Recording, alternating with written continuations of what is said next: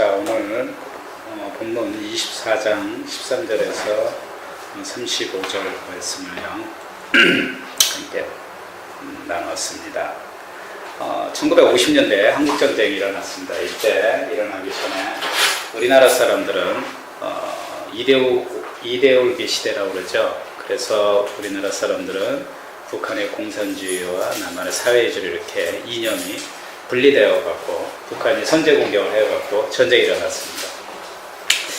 공산주의 하면은 정말 멋진 이론입니다. 왜냐하면 사유재산을 인정하지 못하고 사회적 타락, 부정부패, 그리고 재산이 공동으로 나누어지고, 그래서 어떻게 보면 정의공동사회를 실현하자는 게 공산주의 이상입니다. 그래서 당시에 많은 사람들이, 특히 지식인들이 이 환상적인 이론에 매료되어 많은 사람들이 공산주의에 가입했습니다. 이들의 꿈은 도시 지주가 없는 사회에서 지배계층과 피지배계층이 없는 모든 사회에서 공평한 사회를 이룩하자는 어떤 혁명적인 이론에 모든 그 당시에 사람들이 부풀어 있었습니다. 그래서 그 당시에 대개 사람들이 거의 엘리트였습니다. 공산주의에 가입한 사람들이. 당시에 빨치산 두목으로 활동했던 대표적인 인물 이현상 씨도 당시에 보성 전문 법과대학을 입학한 뒤에 공산당에 가입을 해서 활동을 하였다가 나중에 이 사람은 자신의 같은 동지들한테 오히려 총에 맞아서 죽었다고 합니다.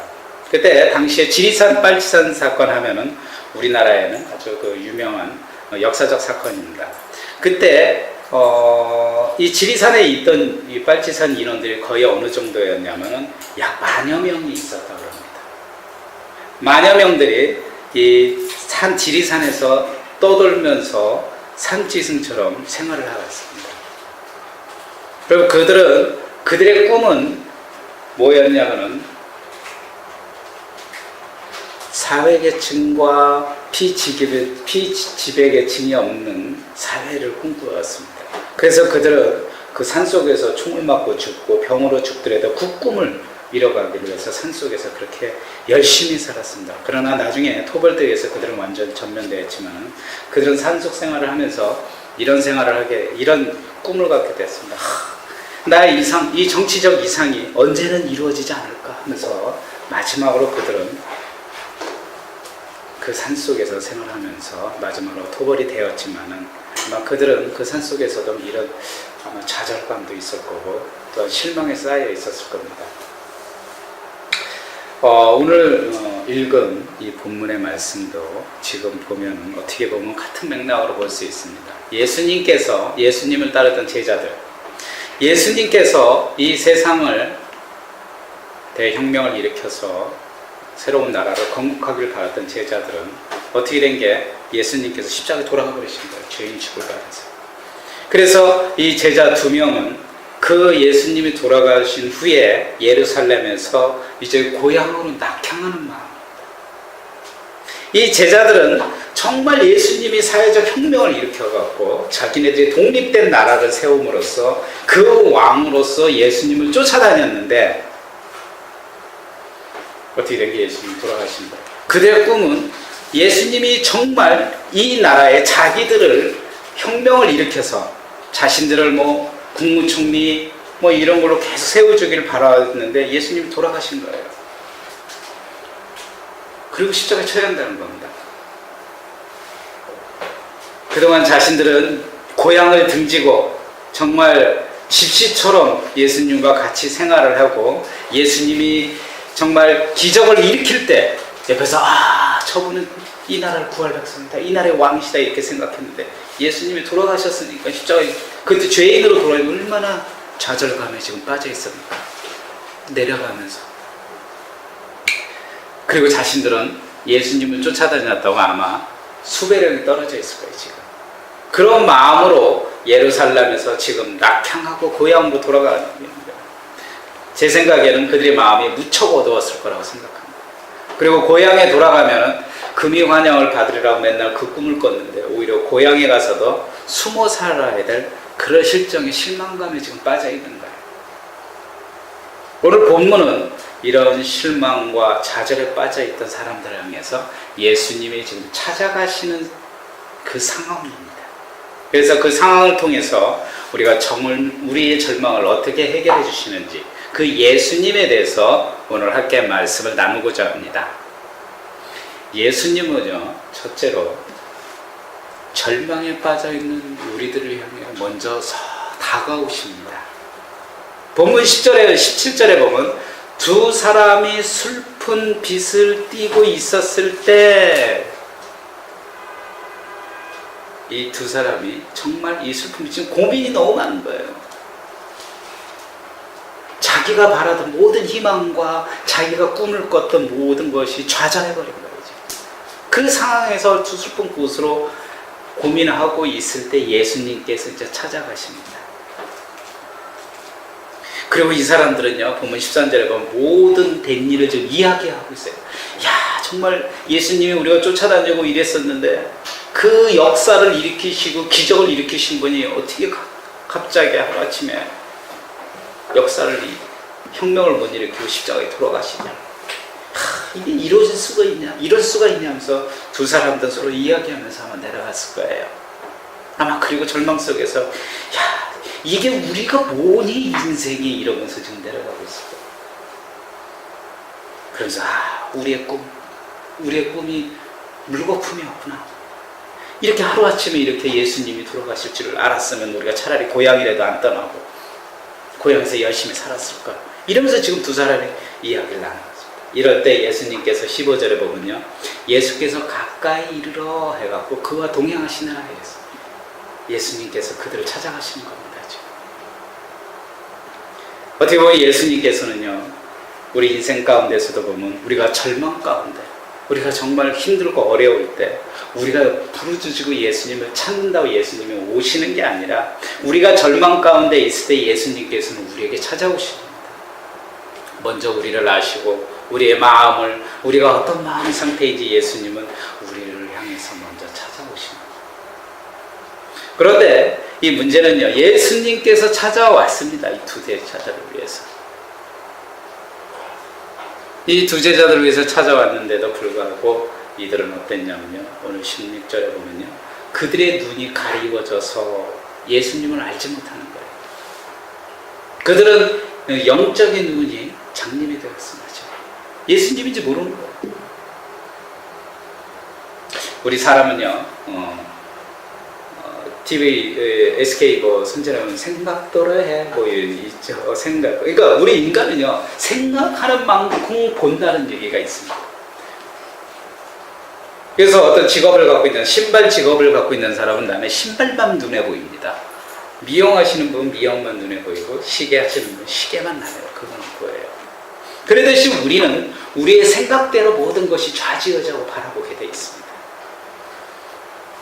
만약에요, 자신의 남편, 자신의 부인이 의심스러운 일이 있다 보면요, 부인이 만약에 시장을 간데도 의심을 보고 있어요. 만약에 남편이 회사에 늦게 일을 하면 또 그마저도 의심스럽게 보게 돼요. 우리는, 인간은 자신의 생각대로 모든 것을 판단하고 보게 돼 있어요. 이 두 제자가 지금 그런 마음입니다. 어떤 마음이었냐? 너무 내 자신들이 지금 도망자 입장이고, 어떻게 보면 이 두 제자는 도망자입니다.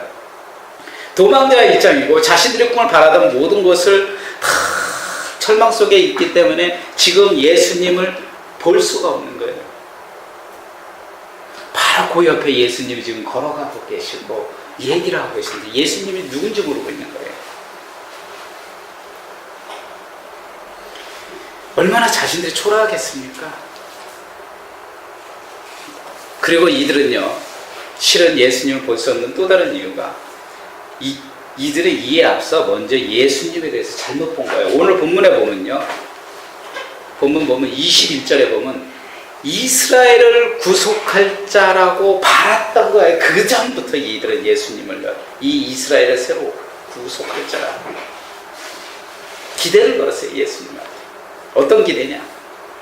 사회적으로 이끌어 주실 사회적 환상을, 그 환상의 예수님에 대해 기대를 걸었기 때문에 이들은 지금 옆에 예수님이 돌아가시고 후에도 옆에 계심에도 불구하고 바라보지 못해요. 우리 신앙생활도, 우리 인간들도 어떻습니까? 우리가 지금 여러분들이 바라보고 있는 것이 무엇입니까? 명예입니까? 물질입니까? 성공, 가도를 위해서 어떤 성공을 위한 목표입니까? 우리 안에는요, 정말 무수한 욕망이 안에 숨겨져 있습니다. 인간의 본능 안에는. 그래서 이 욕망 때문에 우리가 많은 것을 볼 수가 없게 돼요. 이 드라마에서도 보면요, 욕망으로 인해서 자신을 정말 사랑해주는 사람을 바라보지 못하고 파멸에 깃는 드라마 연속곡들이 참 많습니다. 그래서 어떻게 보면 욕망은 우리 인생의 영적 장님이라고 볼 수 있어요. 그래서 우리가 영적 소망을 가질 수 없는 거예요. 어떻게 보면 영적 소망은요, 우리 자연적 이성으로서 우리가 공감을 가질 수 없고요, 우리가 이성과 지식으로 해결할 수가 없는 거예요. 영적 소망을 알 수가 없는 거예요. 그런데 지금 당장 우리 안에 있는 이 욕망, 이것은 우리가 영적 소망을 가질 수 없는 차단의 길을 만들고 있는 거예요. 그래서 진리의 말씀을 알면서도 우리는 거부하는 거고, 오늘 말씀을 예수님이 우리 옆에 오심에도 불구하고 우리는 예수님을 볼 수가 없는 거예요. 그래서 에머로 가는 두 대제자들은 욕망의 눈으로 예수님을 그동안 보았기 때문에, 욕망의 눈으로 그들은 예수님을 기대해왔기 때문에 예수님을 볼 수가 없는 거예요. 정치적 메시아로서 이 나라를 회복하시고 이스라엘의 영광을 위해서 나타나실 예수님, 그렇게 기대했기 때문에 그들은 예수님을 볼 수가 없는 거예요. 그들의 욕망이 그 욕망으로 바라봤기 때문에.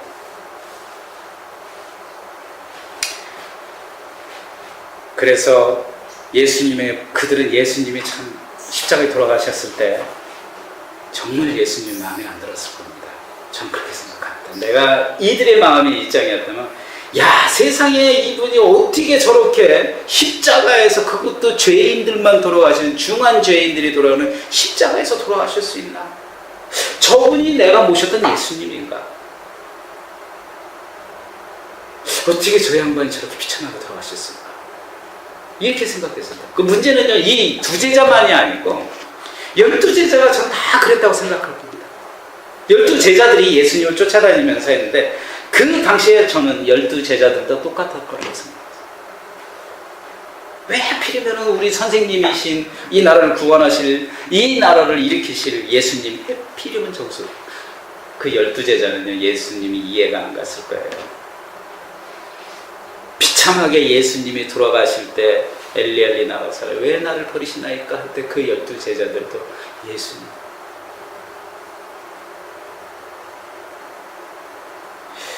우리 인간들도 저는 똑같다고 생각합니다. 우리 인간들도요, 한번 우리 절망감에 빠지게 되면요, 이 옆을 볼 수가 없습니다. 누가 옆에서 도와줘도 도와주는 거 볼 수가 없어요. 예수님께서 우리에게 다가오셔도 예수님을 볼 수가 없습니다. 우리 인간들. 그리고 해필이면 왜 내 인생에 해필이면 이렇게 꼬이나? 남들은 잘 나가고 좋은 차 타고 정말 승승장구한데 왜 나만 이럴까? 우리 크리스찬들 예수님을 볼 수가 없어요. 다가오시는 거. 왜 예수님은 나에게 오시지 않나? 또 이렇게 또 얘기하는 분들이 계시죠. 근데 오늘 본문에 예수님은 어떻게 오시는 줄 알아요? 예수님이 어느 날 짠! 하고 나는 예수님이다! 기도하고 있는데, 그래 내가 너를 위로하고 들려주는 예수님이 아니에요. 짠! 하고 나가. 예수님은요, 나그네처럼 조용히 오세요. 나그네라는 것은요, 우리 삶에 보면 가까운 지인을 통해서 예수님께서 우리에게 말씀을 하고 계시는 겁니다. 어떻게 신비롭게 짠하고 나타나신 게 아니고, 기도를 통해서 쫙 와서 예수님이 하나님께 나타나는 게 아니라, 예수님께서는 우리 주변 가까운 이웃, 우리 가족을 통해서 내가 어려울 때 힘을 주시고, 내가 힘들고 절망 속에 올 때 교인들과 교제를 통해서 일으켜 주시고 말씀하시고, 또 내가 정말 너무 힘들어서 친구들과 얘기할 때, 친한 친구와 얘기할 때 그 친구를 통해서 예수님께서 나그네처럼 우리에게 조용히 말씀을 해주고 다가오십니다. 우리는 그 말씀을 들을 줄 알아야 된다는 거예요. 그래서 예수님은요, 우리에게 조용히 다가오십니다. 그리고 우리를 어둠의 길에서 빛의 길로 인도해 주시고, 실망해서 좌절하고 있을 때, 잠자고 있을 때 희망의 길로 인도하시는 분이 예수님이십니다. 두 번째로요, 예수님은 절망에 빠져있는 우리를 이끌어 주십니다. 예수님께서 먼저. 우리가 요구하는 게 아니에요. 오늘 예수님께서 두 제자에게 나타나서 이렇게 얘기합니다. 17절에 너희가 가는 길 가면서 서로 주고 받고 하는 이야기가 뭐냐 이렇게 물어봅니다. 먼저 예수님. 그리고 19절에는 뭔 일이 있었냐 이렇게 얘기합니다. 예수님께서는요, 일단 두 제자에게, 절망에 빠져있던 두 제자에게 이렇게 다가가셔서 너희들 마음을 먼저 이끌어 주십니다. 지금 어떠냐 하면서 두 제자의 마음을 알게 예수님이 그들의 마음을 먼저 헤아려 줍니다. 이들은요, 며칠 전 이 사건, 예수님이 당사자인 본인임에도 불구하고 그들에게 물어보고 있는 거지. 그리고 그들을 이끌어 주는 거예요. 우리 신앙인들 어떻습니까? 우리 신앙인들 그리스도에 좌절하면요, 절망 빠질 때 예수님이 먼저 우리를 이끌어 주신다는 걸 믿어야 된다는 거예요. 우리가 잘못 봤을 때 예수님은 나를 안 이끌어 줄 거야, 이렇게 거부하고 해놓은, 그것이 아니라 예수님이 조용히 우리를 이끌어 주고 나의 사정을 가장 많이 아시는 분이 예수님이라는 거예요. 그럼에도 불구하고 우리는 예수님이 조용히 와서 누가 얘기하고 이끌어 주면 손을 확 뿌리치죠. 그리고 절망 안에서 갇혀 살라고 그러죠. 그런데 또 보면요, 오늘 본문에 두 제자는 예수님한테 따집니다. 물어봤더니요, 아니 당신 말이야, 이 지금 말하면 세월호 사건, 이 뻥큰 사건을 터졌는데 지금 예수께서 십자가에 돌아가셨는데 당신은 어떻게 이 예루살렘, 지금 여기서 엠마오가 어디냐면요, 예루살렘에서 엠마오가 11km입니다. 그 동네죠, 동네. 11km면 여기서 어느 정도 되냐면 저 포고 그 정도 거예요. 15km 한 10몇 킬로. 여기서 서울이 55km입니다. 서울시청. 그러니까 한 11km 요 동네에서, 가까운 동네에서 소문이 다 났겠죠, 벌써. 근데 그걸 모르고 왜 물어보냐, 예수님이 왜 그래 이렇게 물어봤더니, 아니 당신만 모르고 있냐고. 요즘 거기서 예루살렘에서 이 큰 대형 사건이 터졌는데 당신 모르나 따집니다. 우리도 기도하면서 그러지 않을까요? 우리도 이렇게 기도하면서 주님, 나의 어려운 상황에 서 있는데 왜 당신은 나의 마음을 알지 못하냐고 우리가 따지지 못할까요? 그리고 우리는 오히려 원망한다는 적이 있지 않았을까요? 예수님께서는 우리의 상황을 잘 알고 계십니다. 저는 그렇게 믿습니다.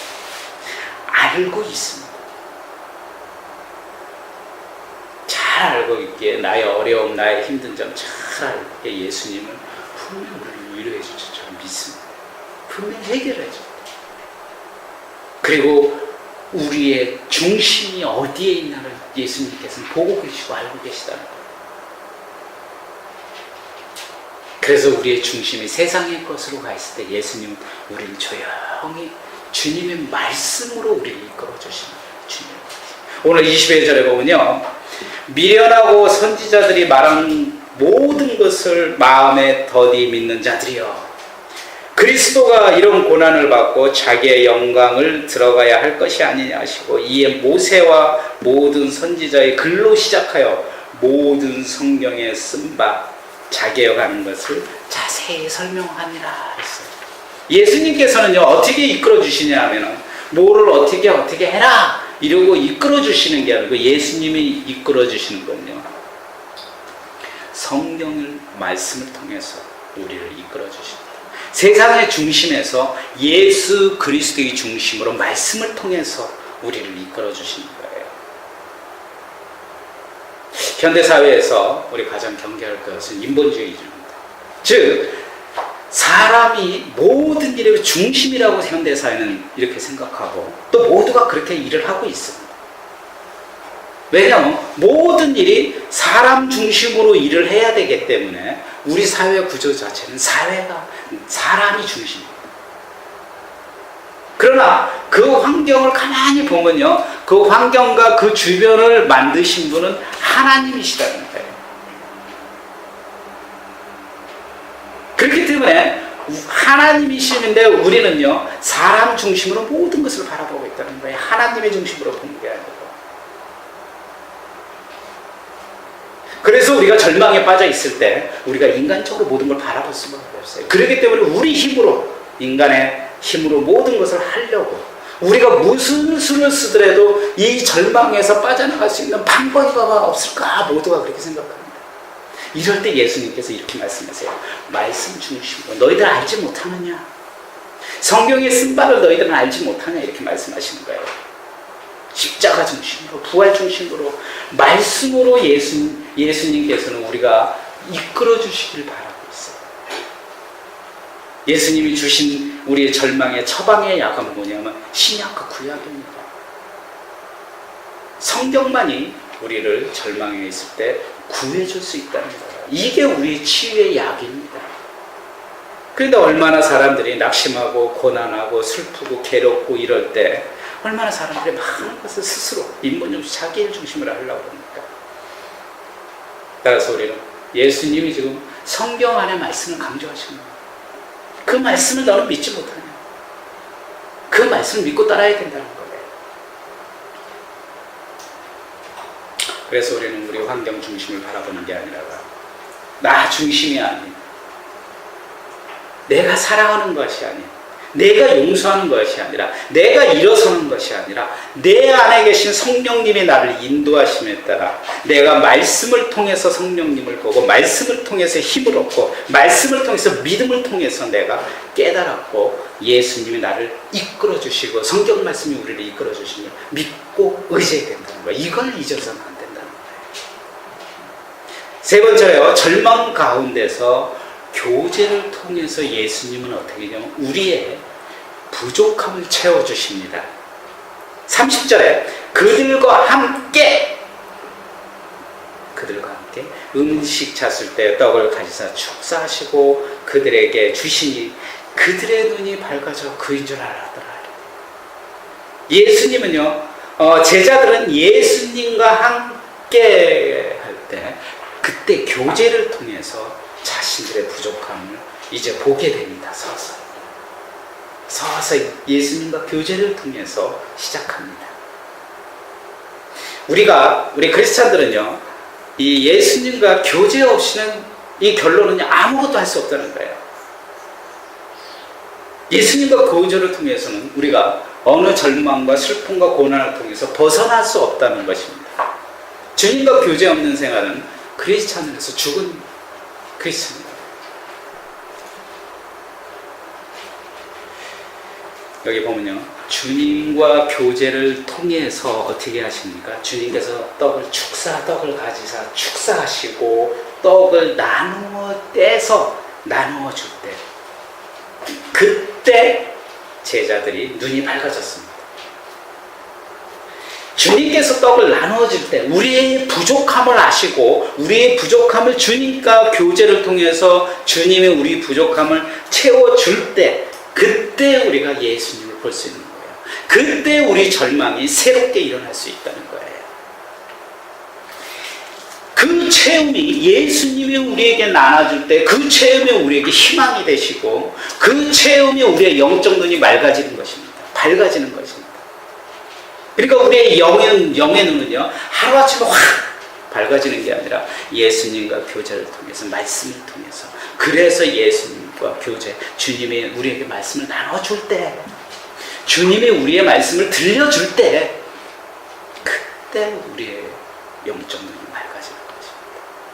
이는 또 다른 표현으로 보면요, 주님이 나눠줘야 한다는 것은 우리의 삶도 마찬가지로 우리의 삶, 우리의 자신의 욕심을 쪼개서 나누라는 거예요. 우리 마음을 쪼개서 먼저 우리 자신이 주님 앞에 낮춰져야 된다는 거예요. 그램으로써 우리가 이 세상을 걸을 때 이 세상이 내 것이 아닌 내 것이 먼저 쪼개 나눠질 때 우리가 주님을 볼 수 있고 천국의 나라 꿈을 볼 수 있다는 거예요.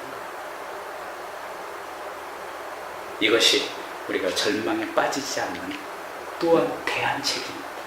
그래서 예수님은 우리에게 채워주심으로써 우리의 부족함을 채워주심으로써 우리에게 새롭게 영의 눈을 장님에서 영의 눈으로 볼 수 있는 아주 새로운 영적 눈을 열어주십니다. 마지막으로 예수님께서는요, 네 번째, 예수님께서는 이 절망 가운데 있는 우리에게 뭐라고 탓하셨냐면요, 주님께서 우리에게 더디 믿지 말라고 했습니다. 오늘 보면은 본문 주님께서 25절에 보면요, 더디 믿는 자들이요 하며 더디 믿는 사람은 예수님께서 지금 탓하고 있습니다. 꾸중하고 있습니다. 이 두 제자들은요, 분명히 22절에 이렇게 얘기했습니다. 22절에 보면요, 두 제자들은 또한 우리 중에 어떤 여자들이 우리로 놀라게 하였으니 이는 그들이 새벽에 무덤에 갔다가 그의 시체는 보지 못하고 와서 그가 살아나셨다 하는 천사들의 나타남을 보았다 함이라. 이 두 제자들이 지금 얘기를 하고 있어요. 이 두 제자는요, 분명히 예수님이 부활하셨다를 분명히 들었어요, 지금.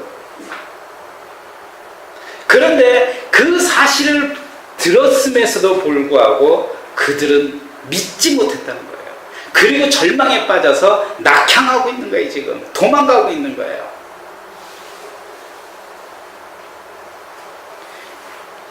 모든 제자들 역시 다 똑같았어요. 이 두 제자만 그런 게 아니고요, 모든 제자들 역시 뭐라고 그랬냐면, 본문 앞절 11절에 보면요, 예수님이 부활하셨다는 여자의 말을 듣고 모든 제자들이 믿지 않았어요.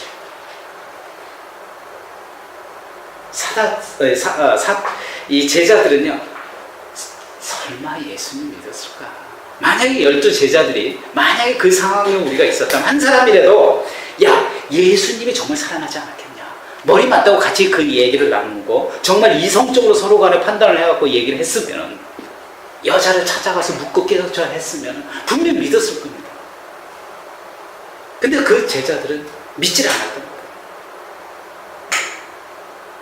이 성경에는 보면요, 이 예수님들이 부활하신 것에 대해서 이 제자들은 어떻게 대책을 세웠냐면, 세월호랑 똑같습니다. 정부랑 세월호 사건이 일어나면 혼란스럽게 되었죠. 이 제자들도 예수님이 돌아가셨는데 혼란스러움만 보여준다, 성경이 보면. 그들이 어떻게 해야 될지 막 도망가고 막 혼란스러운 모습만 이 성경이 지금 그대로 기록하고 있어요. 왜? 이들은요, 예수님의 부활을 전혀 믿지 못한 게, 부활의 진실을 알지 못했던 거예요. 예수님이 죽으시기 전에 여러 번이나 나는 사흘 뒤에 분명히 부활할 거다 이렇게 말씀하셨어요. 근데 제자들은 그걸 믿지 않았던 거예요. 그리고 나서 또 여자들이 와서 그걸 보고 예수님이 부활하셨다고 얘기했지만 그 자체를 믿지 않는 겁니다. 오늘날 우리 신앙이들 모습은 어떻습니까? 우리들도 더디 믿지 않습니까? 우리의 모습. 예수님이 우리가 성경책을 아무리 보고 진리임에도 우리는 알고 있습니다. 지식적으로, 이성으로 우리가 성경을 바라보면 알고 있습니다. 근데 우리가 영적으로 전혀 믿지 못한다는 거야. 영적 죽음의 크리스찬들입니다. 우리가 예수를 믿는다고 하면서도 정말 우리가 믿는다면, 정말 참 믿음을 생활을 한다면 우리 생활이 예수님을 드러나는 크리스찬의 모습이 늘 살아있을 거예요. 근데 살아있지 못한다는 것입니다. 우리 삶이. 그것은 우리가 더디 믿음을 우리 생활에 나타나고 있다는 거예요. 우리가 더디 믿는 거예요. 제자들과 지금 똑같습니다. 크리스찬. 머리로 성경 말씀을 하고 이성으로 성경 말씀을 할 때 우리의 모습은 그냥 더디 믿음으로 나타나고 있는 것입니다. 우리가 부활하신 예수님을 정말 믿을 것이냐 말 것이냐 여러분에게 판단하라고 그러면 여러분 다 믿는다고 합니다. 크리스찬들. 그런데 여러분의 생활에 드러난 모습은 믿는 이의 모습이냐 믿지 않는 이의 모습이냐 여러분 전부 다 갸우뚱합니다. 우리의 삶은, 우리의 인생은, 우리의 믿음의 결정은 우리 크리스찬의 생활을 통해서 더딘 믿음이 아니라 굳센 믿음으로 변하는 것이다. 이것이 우리 크리스찬의 삶입니다. 지금 예수님은 이렇게 당부하십니다. 더디 믿지 말라. 예수님은 지금 우리의 모든 영혼들에게도 지금 이 두 제자에게 얘기한 것처럼 더디 믿지 말라. 더디 믿으면 우리는 절망 속에 빠질 수밖에 없어요. 이 두 제자들처럼. 더디 믿으면요, 우리가 정말 소망 가운데 사는 크리스찬이 아니라 절망 가운데 크리스찬으로 살고 있다는 거예요. 그렇기 때문에 예수님께서는 더디 믿지 말라 이렇게 말씀하셨습니다. 오늘 예수님께서는 정말 이 두 제자들이 절망에 빠졌을 때 어떻게 했죠? 조용히 예수님이 다가가십니다. 그리고 예수님께서는 어떻게 합니까? 제자들의 마음을 이끌어 주십니다. 그리고 예수님께서는 제자들의 부족함을 떼어주십니다. 채워주십니다. 이로 인해서 이 두 제자는 어떻게 됐습니까? 다시 회복되었습니다. 다시 회복되고 이 두 제자는 정말 죽음이 도사리는 자기네들의 수배령에 떨어진 예루살렘을 향해서 다시 가는 믿음의 길을 용기를 갖고 절망에서 희망을 갖고 다시 예루살렘으로 걸어가고 있습니다. 오늘 이 시간 우리도 우리의 신앙을 다시 한번 돌이켜보고 예수님께서 조용히 우리에게 다가오심을 믿고 예수님께서 조용히 우리를 이끌어 주심을 믿고 예수님께서 우리의 부족함을 채워주심을 믿음으로써 우리가 더디 믿지 말고 예수님을 오로지 믿으면서 강력하게 예수를 믿는 어떤 시험과 위기와 절망이 만나도 승리하는 크리스찬이 되시길 기도합니다. 기도합시다. 주님은 정말 살아계십니다. 주님, 우리 한 영혼이라도 정말 놓치지 않고 정말 사랑합니다.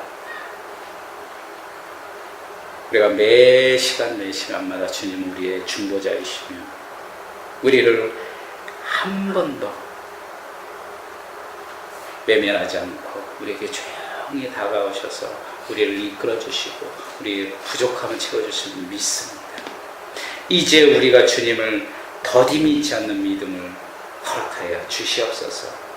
어느 절망 가운데서 어느 좌절 속에서도 그 가운데서도 주님을 강력하게 믿을 수 있는 믿음을 저희들에게 허락하여 주시옵소서.